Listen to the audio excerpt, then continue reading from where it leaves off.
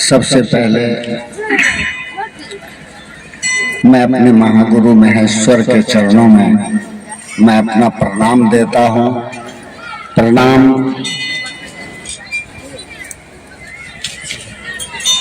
बेगूसराय जिले की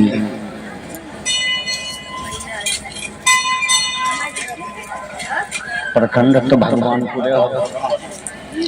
भगवानपुर प्रखंड के ये कबिया गांव में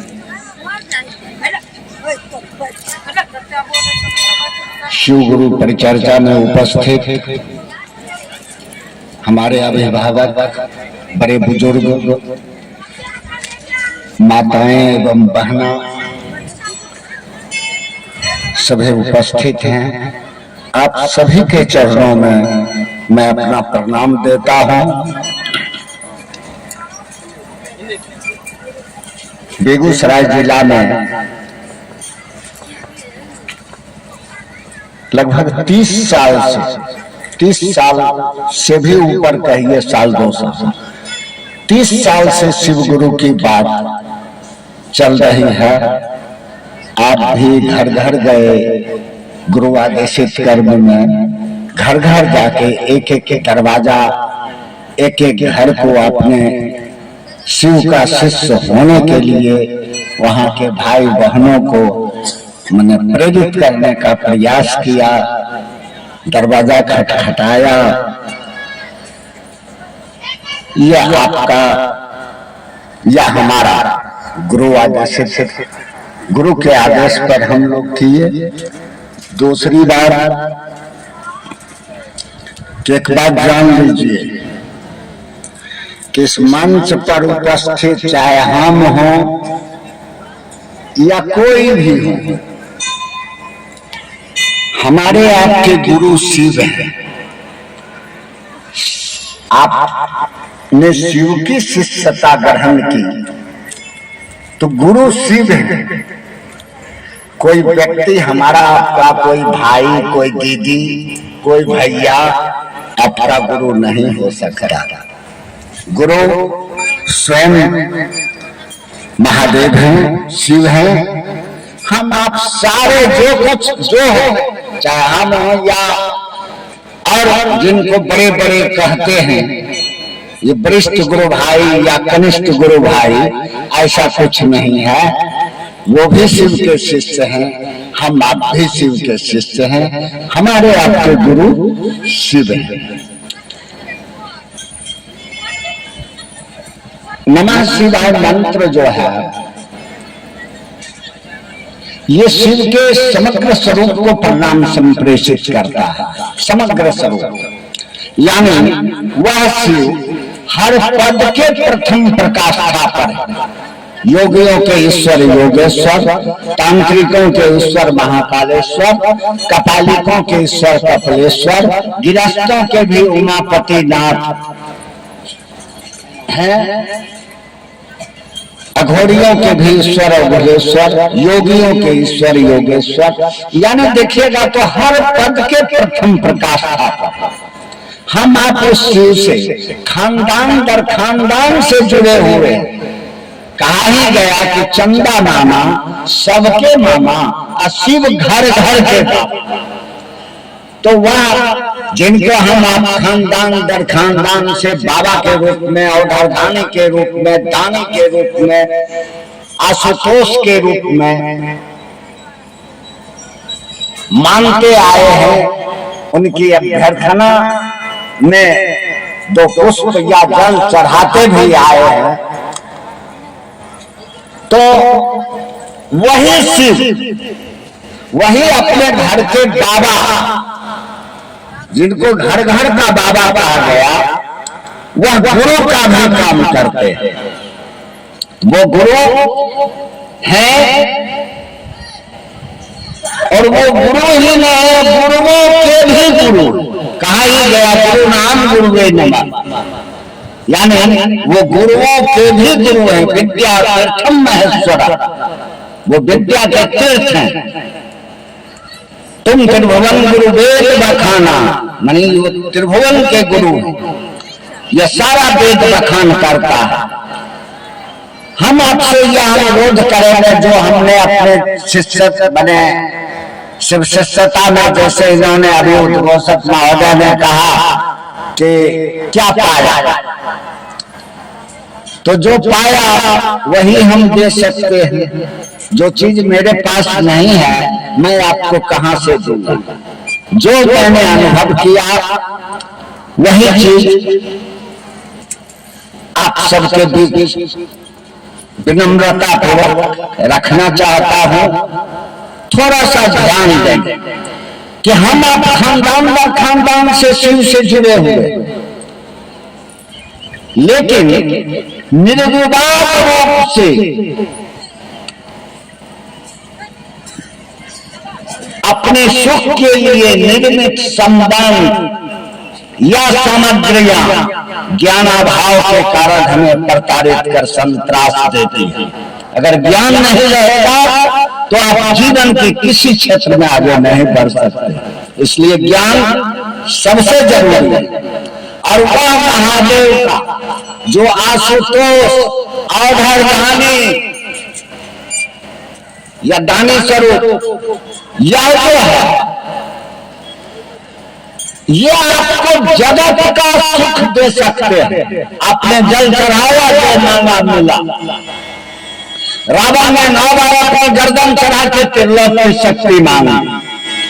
भस्मासुर ने 12,000 वर्ष तपस्या करके वही महादेव से कहा कि आप हमको वो वरदान दीजिए कि जिसके माथे पर मैं हाथ रखूं वो जल के भस्म होगा। यानी दानी के रूप में आप को वो बहुमाना दान दे सकते हैं, देते हैं दाने के रूप में। अवधार दाने कहा गया है। अवधार दाने का मतलब होता है मुहमांगा दान देने वाला। जो आप मांगे आपको मिला। लेकिन हम यह कहना चाहते हैं कि मांगने के लिए भी ज्ञान की आवश्यकता है। अगर महादेव स्वयं आवे और एक बच्चा जो भी झूला पर झूल रहा है उसके सामने खड़ा हो जाए और कहें कि बोले बेटा क्या चाहिए तुमको, तो बच्चा क्या मांगेगा? प्लास्टिक का गेंद मांगेगा, प्लास्टिक का पिस्तौल मांगेगा या ठोकना मांगेगा। लेकिन वही महादेव आपके सामने खड़ा होगा और आपसे पूछे क्या चाहिए, तो उसके मांगने और आपके मांगने अंतर होगा। आपका मांग उससे बड़ा होगा। तो हम कहना यह चाहते हैं कि शिव का विभिन्न स्वरूप आपको धरती का सुख दे सकते हैं, लेकिन लौकिक पारलौकिक इस लोक के साथ साथ परलौकिक माने लौकिक पारलौकिक मनोरथ आपका गुरु के रूप में गुरु से जुड़ने पर ही मिल सकता है। इसलिए गुरु जरूरी है। चाहे भगवान राम गुरु के शरण में आए हो, चाहे भगवान कृष्ण गुरु के शरण में आए हो, चाहे अगस्त पुलस्त दुर्वासा दधीचि परशुराम, ये सारे लोग महादेव के शरण में आए और गुरु अपने शिष्य को अपने जैसा बनाते हैं। कहा ही गया ड्राइवर ही ड्राइवर बनाता है, डॉक्टर ही डॉक्टर बनाता है, पहलवान ही अपने चेला को पहलवान बनाता है। तो आपने महादेव को गुरु माना है, महादेव आपको महादेव ही बनाएंगे, इसमें कहीं से कोई संदेह नहीं है। क्लियर? अब रहा इस पर गौर कीजिए कि धरती के लिए आपको कहा गया कि भुक्ति मुक्ति पर सिद्धार्थ नियते सदगुरु प्रति, माने महादेव के सदगुरुओं के भी गुरु है। महादेव का चेला भी आपको बनने के लिए सदगुरु के लेवल पर जाना होगा। कहा गया कि गुरु नाम गुरुवे नमः, वो गुरुओं के भी गुरु है। तो आपका ले माने चेतना का स्तर सदगुरु के लेवल पर जाना होगा। और बिना सदगुरु के शरण में गए भोग और मोक्ष अभिन्न रूप से नहीं मिल सकता है। ये सारा वेद शास्त्र एक मत से स्वीकारा। तो महादेव का पूजा करके चल रहा था जो पूजा, महादेव का पूजा करके या प्रसन्न, पूजा का मतलब क्या है? आपके सानिध्य में बैठ जाना, अपनी भक्ति से भाव के आप महादेव को प्रसन्न कर लिए, आप जो मांगे मिल गया, मिला। लेकिन वही बात कि ज्ञान के आधार में हम यह कहना चाहते हैं कि वही महादेव ज्ञान के निधि अगम है, गुरुओं के भी गुरु हैं, तो उनका चेला बना जा सकता है। उनसे दया मांग के आप उनसे ज्ञान मांग लीजिए, और ज्ञान हर पद के प्रथम प्रकाष्ठा पर है, वही सफलता देगा। आप पूजा करते हैं, लेकिन पूजा की प्रक्रिया बताएगा तो अपना मन से खाली एगो अगरबत्ती जला के दिखा देने से, भर दिन तुम्मा फेरी करने से, माने महादेव को सबसे बुर्बक समझना, ये तो हमारी आपकी बेवकूफी है, क्योंकि वो ज्ञान के निधि अगम है। Supreme consciousness, mindful energy. ऐसा नहीं कि महादेव ज्यादा ज्यादा महादेव कहते हैं, तो ऐसा नहीं है कि महादेव सुतल है कहीं। अगर वो सूत जाएंगे तो फिर हमारा आपका भी ठिकाना बगले में कहीं होगा, गंगा या कोसी, है कि ना? तो महादेव आपके धड़कन में है, कहा गया हर जीव में शिव है। तो आपके धड़कन में शिव है, वही आपके धड़कन में धड़क रहे हैं। इस माइक को चलाने के लिए जनरेटर चल रहा है, लेकिन हमारा आपका इस सांस चलाने के लिए कौन जनरेटर चल रहा है? किसी कोई है। हम आप अपनी इच्छा से न आए हैं, हम अपनी इच्छा से जाना चाहते, किसी ने हमको आपको भेजा है, और वह शिव ही आपके रूप में आए। शास्त्र कहता है, श्वेतास्त्र उपनिषद, मुंडको उपनिषद कहता है, इच्छा मात्र प्रभो सृष्टि। उस परमात्मा ने, वस्तु ने इच्छा किया कि हम एक से अनेक हो जाए, अनेक रूप में जाने जाए, आपके हमारे रूप में आए। तभी संतों ने कहा कि परमात्मा कण कण में, तो कण कण में है, दयावान में है। अब तक के गुरुओं ने कहा कि गुरु साक्षात परब्रह्म, गुरु साक्षात परमात्मा होते हैं, है ना? बचपन में हम लोग श्लोक पढ़ा ना कि गुरु ब्रह्मा, मैंने गुरु में ब्रह्मांड शक्ति होती है, गुरु विष्णु। ब्रह्मांड शक्ति क्या है? उत्पत्ति।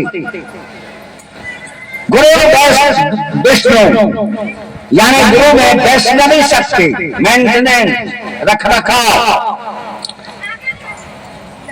गुरुदेव महेश्वर, गुरु साक्षात परब्रह्म, माने शब्द पर गौर कीजिएगा। गुरु साक्षात परब्रह्म, साक्षात का मतलब जो आपके सामने आपको दिख रहा। गुरु साक्षात परब्रह्म यानी गुरु साक्षात परमात्मा होते। तो आप में भी तो शिव है, ये है। जिस तरह वह परमात्मा का सृष्टि का भाव जगत के कण कण में है, उसी तरह उनका दया भाव भी व्यक्ति के रोम रोम में संग्रहित है, आप में भी है। आवश्यकता है कि उस राख को जो है, उस पर राख जो जम गया है, जो सुसुप्तावस्था में आ गया है, उसको जगाने की। अभी जाड़ा का मौसम है, बहुत लोग हर दरवाजा पर धुआं जलाते होंगे आग तापने के लिए, है कि नहीं? थोड़ा देर के बाद आग पर देखिएगा, भीतर में आग है, लेकिन ऊपर से राख जम गया। लोग तापने जाते हैं तो थोड़ा सा राख हटाते हैं और आग धधक जाता है। धधकता है ना, उसी तरह आप में है वह गुरु की दया आपके रोम रोम में सन्निहित है। अगर शिष्यानुभूति आप पढ़े होंगे तो 40 बरस 42 बरस पहले साहब ने शिष्यानुभूति लिखे, 4 पन्ने के, पहले तो एक पन्ना में था। और वह शिष्यानुभूति अब तक शास्त्र ग्रंथ या धरती आसमान का रहस्य को खोल के उन्होंने रख दिया। वो आत्मा, तो हम यह कहना चाहते हैं भाई बहन कि आप में है ये जो ज्यादा ज्यादा महादेव कहते हैं, तो शिष्यानुभूति कहता है कि ज्यादा ज्यादा महादेव का अर्थ नहीं हुआ वह दया निधान ब्रह्म चैतन्य आत्मा की सुसुप्ता का है, अपितु महागुरु महादेव की जागृत एवं सजग स्थिति की कसौटी तो उनके शिष्यों में प्रकटित स्वभाव का बोधगम्य ज्ञान हो। मान लीजिए ये राज्य की अत्यंत मध्य विद्यालय कन्या है, इस विद्यालय में कैसा पढ़ाई होता है वो वहां के विद्यार्थी को जांच लीजिए, वो पता चल जाएगा कि यहाँ के शिक्षक कैसे। विद्यार्थी, डॉक्टर की पहचान मरीज से होती है। अगर मरीज ठीक हुआ तो डॉक्टर उसके लिए ठीक है। वकील की पहचान केस जीतने से होता है। अगर क्लाइंट को वो केस जिताता है तो वकील अच्छा है। ठीक उसी प्रकार गुरु की पहचान शिष्य से होती है। तो शिष्य जगेगा, शिष्य के अंदर गुरु जगेंगे, शिव भाव शिवत्व उतरेगा, तभी न गुरु की पहचान होगी। अन्यथा हम आप महादेव को गुरु मान के खुट्टा हो गए। वो है न कहावत कि पंच का बात मानवा लेकिन खुट्टा गड़वा हो गए। तो ऐसा करने से नहीं होगा भाई बहन। ये खुट्टा अपना गाड़ना बंद कीजिए और गुरु ने जो हमको आपको कहा है वह काम कीजिए। यह 3 काम जो दिया गया है ये आपके मन को ठहरने के लिए दिया गया है। गुरु के सानिध्य में आपका मन ठहर जाए, नहीं तो ये संसार का वेगवान गति इतना तेज है कि कभी आपको महादेव का ख्याल आता होगा, क्षण में फिर पता भी नहीं चलता होगा कि महादेव मन से निकल गए और फिर दूसरा चीज जगत का आकर्षण घुस गया है कि होने के लिए। खाली ऐसा न समझिएगा कि हम गला पाए गंगा जल आने के लिए, ये जग देखने के लिए। भगवान कृष्ण ही गीता में श्रीमद् भगवत गीता में उन्होंने कहा कि 18 प्रकार के यज्ञ होते हैं, लेकिन यज्ञ सबसे कमजोर नौका है इस भवसागर को पार करने का। नौका में नाव, इसको माध्यम बना के ये इनको सबसे कमजोर नौका माना गया है इस भवसागर से पार करने के लिए। तो गुरु आपको भवसागर पार नहीं करेंगे, गुरु आपको भवसागर पार करने की आप में कला उतार देंगे, आप में वो एबिलिटी उतर जाएगा कि आप स्वतः उस चीज को पार कर देंगे, है कि नहीं। नाव ऐसा नहीं कि वो नाव पर चढ़ा के वो पार कर देंगे, आपको नदी तैर कर पार करना सिखा देंगे गुरु, और आप आराम से पार कर दे। बशर्ते ये जो 3 काम दिया गया है इसको लतीफा या कहानी नहीं समझे। साहब ने जो जिस समय शिव को गुरु माना था 1974 में, उस समय उनके लिए कोई सूत्र नहीं था। उन्होंने देखा और उन्होंने किताब में और चले शिव की और पुस्तक में लिखा भी है कि अगर व्यक्ति का मन शिव के शरण में, शिव के सानिध्य में लंबे अरसे तक ठहरता है तो किसी का साधन की जरूरत नहीं है।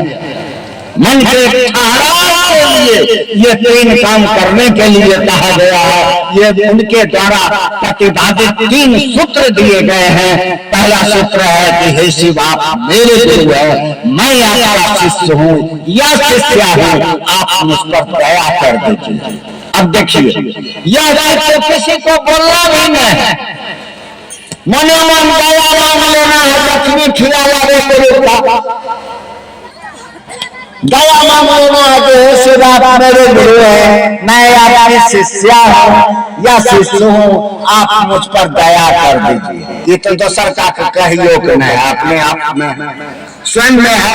ये आपका स्वयं का पाठो है। पाठो में समझते हैं गंगा हो जाए तो थोड़ा सा कुछ बांध ले छिए ना, रांची जेल होगा तो थोड़ा सा चूड़ो या गद्दा भून के देख लेने होगा, जरा हमें भूख लगते तो खेबे है ना। यही हुआ बात है। ये पहला सूत्र आपका अपना स्वयं का पाठो है, बात समझे। दूसर का सूत्र है कि दूसरे के साथ शिव गुरु की चर्चा, शिष्य भाव जागरण की अनुपम विधा। जो चीज बराबर अकेले मान लीजिए, अभी हम जो इस चौकी को उठाएंगे तो हमसे अकेले नहीं उठेगा, लेकिन इसको उठाने के लिए किसी की मदद लेना पड़ेगा ना। अगर चाहे वो भीग जाएगा तो आसानी से इधर से उधर कर देगा। कुर्सी तो उठा सकते हैं अकेले, लेकिन चौकी अकेले नहीं उठा सकते हैं। तो वही बात है, पहला है स्वयं में, दूसर का है आदमी क्या करता है, अपना लिए पहले कुछ करता है, तब अगर बचता है तो परिवार समाज के लिए भी देखता है कि ना।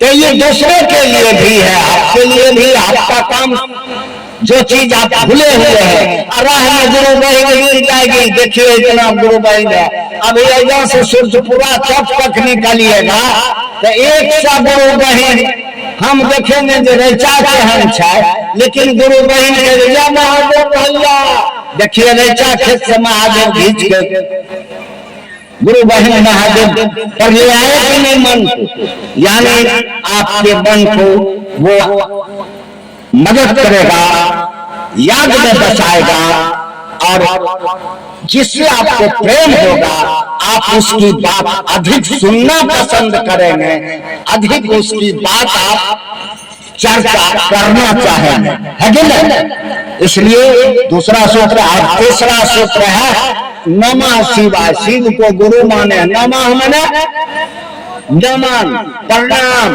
और शिवाय माने शिव को। महादेव को गुरु माने हैं तो प्रणाम कीजिएगा कि लाठी चलाइएगा,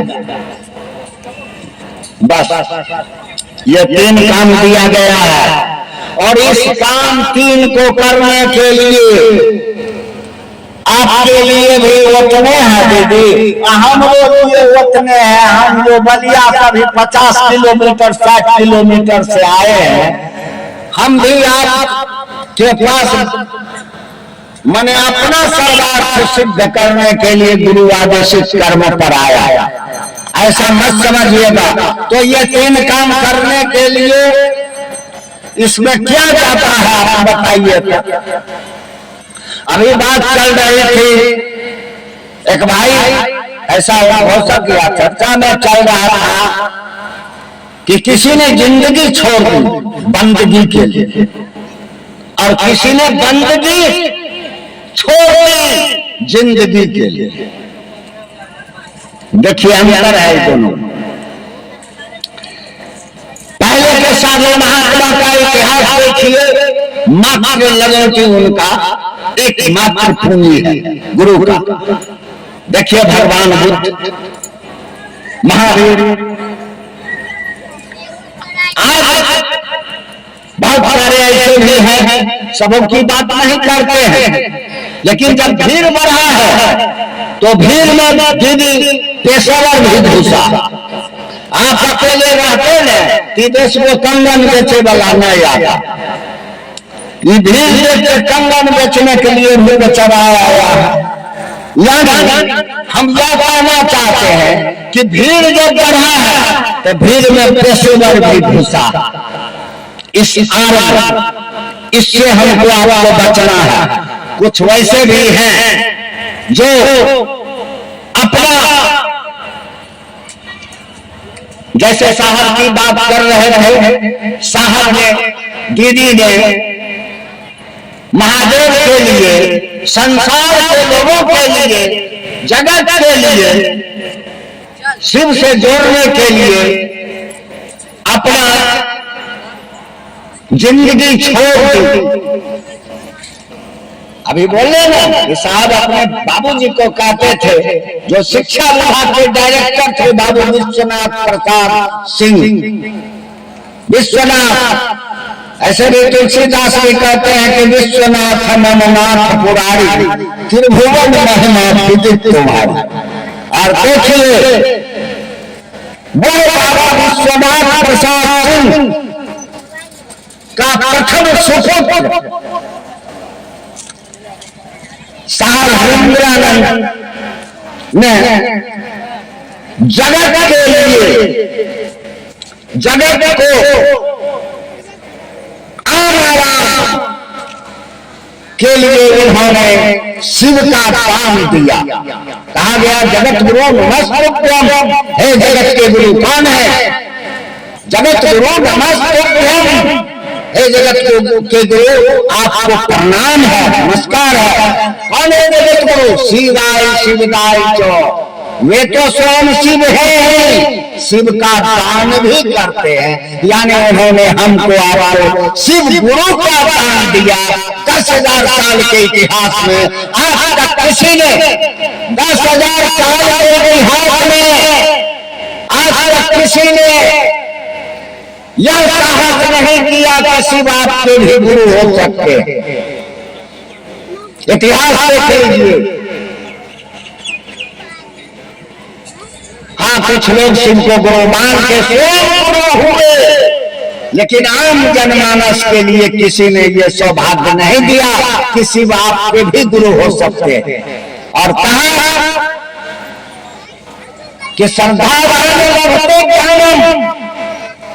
अगर ज्ञान लेना चाहते हो या ज्ञान लेने के तुम तभी अधिकारी हो जब तुम्हारे पास श्रद्धा, विश्वास, समर्पण हो। अगर श्रद्धा, विश्वास के प्रति नहीं है, इसलिए गुरु बोले हैं, तो तुम ज्ञान लेने का अधिकारी नहीं। इन्होंने कहा कि तो आप जिस अवस्था में हो, अमीर हो, गरीब हो, पढ़े लिखे हो कि गोइठा बेचने वाली बहन हो, गाय चराने वाला, भैंस चराने वाला, अनोखा था,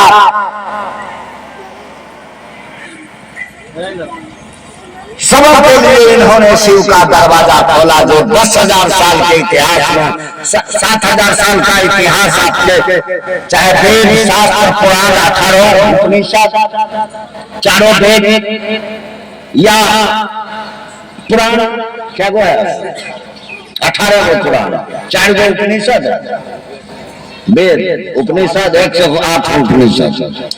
देखिए आज तक किसी ने नहीं कहा, या इन्होंने जो दिया हमको आपको तोहफा, शिव का दान दिया, इस बहुमूल्य समय को दे दी। इस जीवन में अगर कुछ नहीं मिला, हम हमारा 1 नंबर का सुंदर हो सके, न 1 नंबर के विद्वान हो सके, न 1 नंबर का पहलवान हो सके, न 1 नंबर के कुरूप हो सके, कौन 1 नंबर में नहीं। इस संसार महादेव को गुरु बना लीजिए, महादेव तो कम से कम 1 नंबर में है। अगर गुरु आपका 1 नंबर में होगा तो कम से कम एक पुष्पानी तो रहेगी कि संसार धरती आसमान का सबसे बड़ा गुरु, गुरु का गुरु, मेरा गुरु महादेव। इसलिए उन्होंने जो आवाज दिया है इस समय को इस मानव जीवन में आए हैं। एक सांस की जिंदगी है, एक सांस आती है तो जिंदगी है।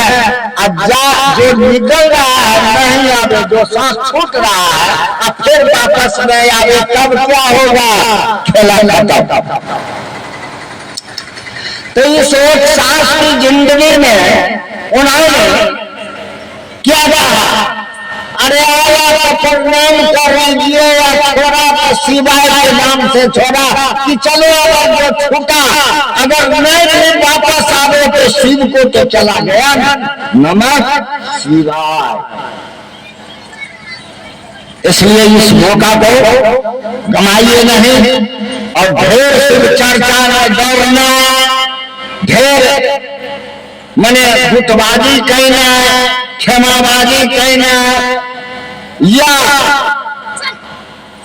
इससे हमको आपको कुछ लाभ नहीं होगा। सम्मान सभी का कीजिए, सम्मान अपेक्षित है, सम्मान सभी का करना चाहिए, लेकिन हमको आपको गुरु ने जो आदेश दिया है इस मूल उद्देश्य को आप नहीं भूलेंगे, ऐसा मेरा आपसे अनुरोध है।